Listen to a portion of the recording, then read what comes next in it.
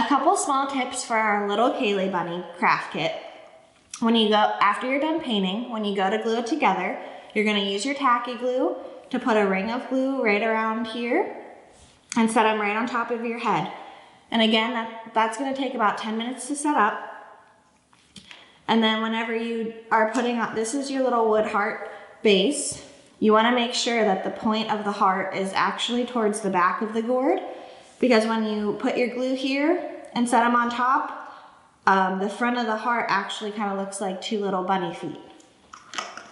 When you are ready to glue in your bunny ears, you are going to want to kind of hold here and pinch the bottom together.